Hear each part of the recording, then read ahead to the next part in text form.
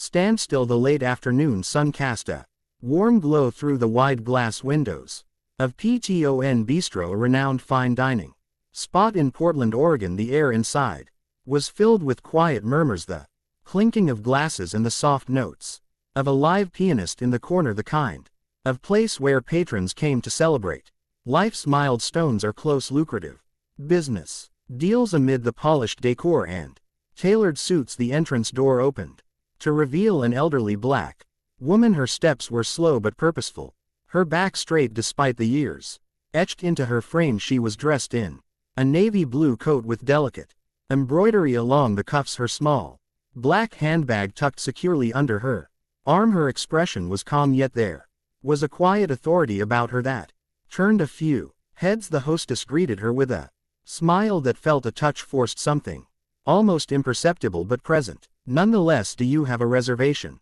ma'am? She asked, glancing briefly over her shoulder as if to ensure she wasn't holding up the line. Yes, under the name Mrs. Holloway, the woman replied, her voice steady and polite. The hostess scanned the list, nodded and led her to a table tucked away in a corner near the kitchen. Not the best seat in the house, but Mrs. Holloway didn't complain. She took her seat, folded her hands on the table and glanced at the menu, but something was off. A few moments passed, then several more. The waiter assigned to her section, a tall man in his late 20s named Todd, walked past her table multiple times, barely sparing her a glance. When he finally approached, his smile was thin and his tone carried an edge. Sorry for the wait, he said briskly. We're really busy right now. I'll be back in a bit to take your order. Mrs. Holloway nodded gracefully and thanked him, though the nearby tables, filled with younger, more casually dressed diners, seemed to be receiving immediate and attentive service. She noticed the side glances a woman 2 tables over whispered something to her partner, both of them sneaking looks in her direction. Another diner furrowed their brow as if trying to piece together why she seemed so out of place. Minutes turned into what felt like an eternity. Todd returned, but his demeanor was no warmer. I'm sorry, but we're a little understaffed today. Might be a while before I can get to you. Mrs. Holloway's lips pressed into a faint smile. Take your time, she said, her tone betraying none of the frustration she might have felt. She wasn't about to make a scene, but the discomfort in the air was palpable. But just as she settled back into her chair, seemingly unbothered, someone from across the room noticed everything and their expression darkened. From her corner seat, Mrs. Holloway observed the room with a quiet composure. It wasn't her first encounter with this kind of subtle treatment, the kind that wasn't loud or overt but had a way of making itself known in every delayed service and dismissive glance. Still, she remained poised, her hands resting gently on the table as if she were merely passing time. Meanwhile, Todd busied himself with nearby tables, his tone cheerful and his smile effortless as he took orders and cracked jokes with other patrons. When he walked past her table again without even acknowledging her, the unease among the other diners began to grow. A young couple near the center of the room exchanged nervous glances. Why hasn't that table been served yet? The woman whispered, her voice barely audible over the ambient music. Her partner shrugged, casting a quick glance toward Todd, who seemed completely indifferent. The seconds stretched into minutes, and though Mrs. Holloway kept her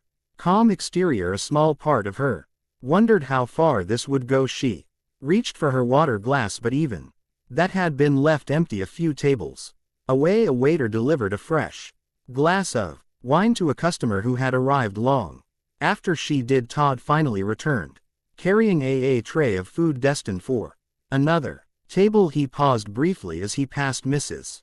Holloway. Still haven't decided, he asked, his tone bordering on dismissive, as though the delay were her fault. She looked up at him, her eyes steady and kind, but with a quiet intensity that made him falter. I'm ready to order whenever you have a moment, she said, her voice measured and polite. Todd nodded, muttering something under his breath as he walked away. But a few tables away, someone else had been watching closely.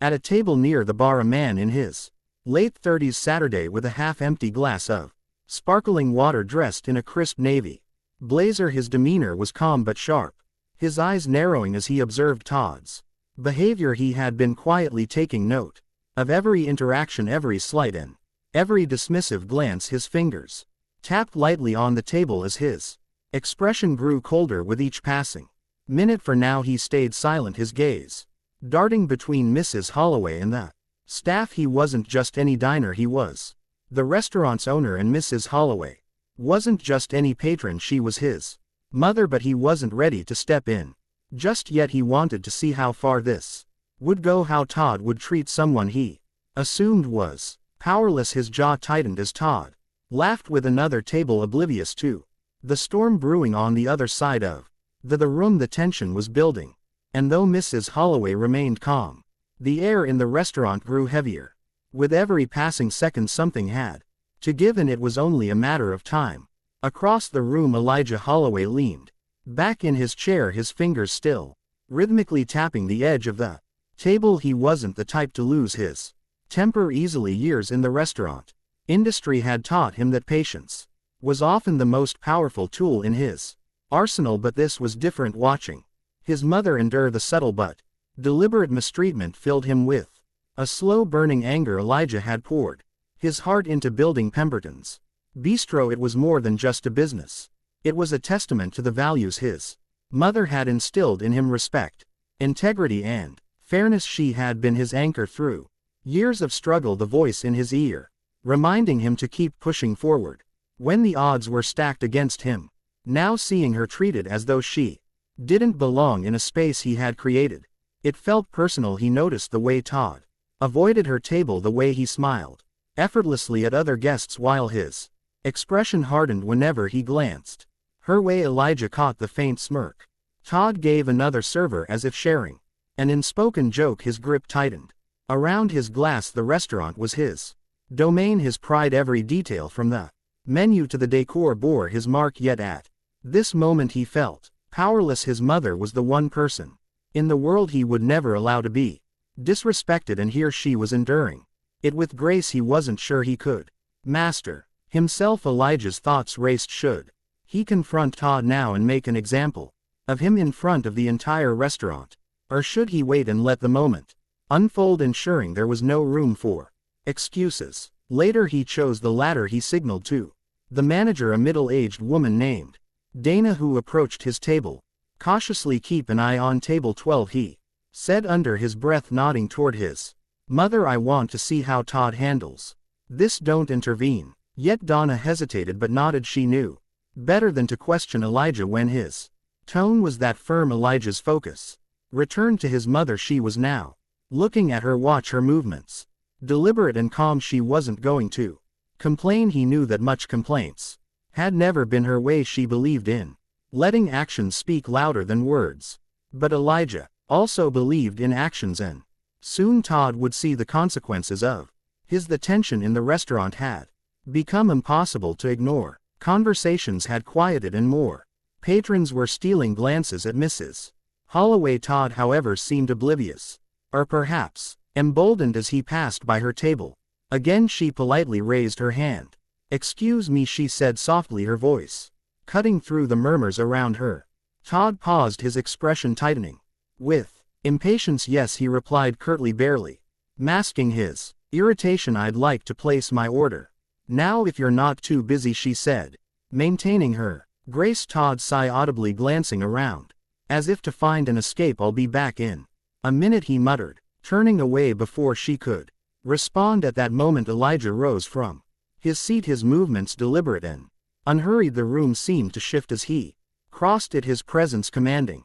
Without a word he reached Todd just as the waiter was joking with another table, the casual arrogance on his face quickly melting into confusion when he noticed Elijah standing beside him. "Elijah, hey," Todd stammered, attempting a smile. "I didn't know you were here." "I've been here," Elijah said calmly, his voice carrying an unmistakable authority. "And I've been watching." Todd smiled, faltered, watching what Elijah's eyes flicked toward his mother's table, then back to Todd. "Watching you ignore my mother, who's been sitting there for almost 30 minutes without so much as a glass of water." The color drained from Todd's face. He glanced toward Mrs. Holloway, who was Now sitting upright, her calm gaze locked on the interaction. "You're your mother, Todd," stammered his voice, cracking. "Yes, my mother," Elijah said, his tone sharpening. "The woman you've treated like an inconvenience, the woman you thought didn't deserve the same respect you've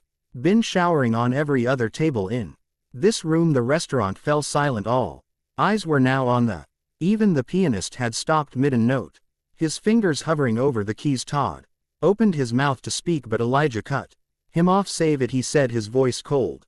"There's no excuse for what you've done, and everyone here has seen it." Elijah turned to the manager, who had been hovering near the bar, unsure whether to intervene. "Dana," he said, his voice steady, "take over table 12 and make sure my mother has everything she needs." Immediately Dana nodded quickly and rushed toward Mrs. Holloway's table, offering her a flurry of apologies as she filled her water glass and handed her a menu. Elijah turned back to Todd, his expression unreadable. "We'll discuss your future here later. For now, you're done for the day. Go home." Todd stood frozen for a moment, his face a mix of humiliation and regret. Then, without a word, he untied his apron and walked out of the restaurant, the heavy door swinging shut behind him. The silence lingered for a beat longer before Elijah approached his mother's table. He crouched slightly to meet her gaze, his stern demeanor softening into something warmer. "You okay, Mom?" he asked quietly. Mrs. Holloway smiled, reaching out to Pat's hand. "I'm fine, son. You handled that well." Elijah exhaled, the tension in his shoulders easing. "I should have stepped in sooner." "No," she replied gently. "You let him reveal his character. Sometimes that's more powerful than confronting someone right away." But as the restaurant returned to its usual hum of activity, it was clear that no one would forget what had just happened or the lesson it carried. The atmosphere in Pemberton's bistro had shifted. Conversations picked up again, but the air was heavier, more thoughtful. Patrons who had witnessed the scene now looked at Mrs. Holloway with a mixture of respect and quiet admiration. Elijah returned to his table, his face still composed, though the lingering anger in his eyes hadn't entirely faded. Meanwhile, Dana, the manager, made sure Mrs. Holloway's meal was served promptly. She personally presented the dishes with an apology so heartfelt it felt as though she were trying to undo the actions of the entire evening. Mrs. Holloway accepted the apology with her usual grace, offering a small nod before turning her attention to the food. She didn't need grand gestures or speeches. Her quiet dignity had spoken volumes. Already at another table, a young couple who had been observing the entire situation leaned toward each other. "I can't believe he treated her like that," the woman whispered, shaking her head. "It makes you think about how often this happens and no one says anything." Her partner nodded thoughtfully. "It's not just about what you see, it's about what you're willing to stand up against when it happens." Elijah overheard their exchange as he passed their table on his way back to his mother. Their words stayed with him. He thought about the countless times people like Todd had gotten away with mistreatment simply because no one had been watching or cared enough to intervene. When Elijah sat down beside his mother, she reached across the table and took his hand. "You've built something beautiful here, Elijah," she said softly, "but remember, a place like this isn't just about food or ambiance, it's about how people feel when they walk through those doors." "I know, Mom," Elijah replied, his voice tinged with regret. "I let you down tonight." She shook her head. "No, you didn't. You gave everyone here a chance to see the truth, and you handled it with integrity. That's what matters." Around them, the staff seemed more attentive, the service more thoughtful. It wasn't just about avoiding another incident, it was about the unspoken lesson Elijah's actions had taught them all. Respect and kindness weren't optional, they were the foundation of everything. As Mrs. Holloway finished her meal, she glanced around the room, her gaze settling briefly on Dana, who gave her a small apologetic smile. There was no bitterness in her expression, only a quiet satisfaction that the moment had left an impression.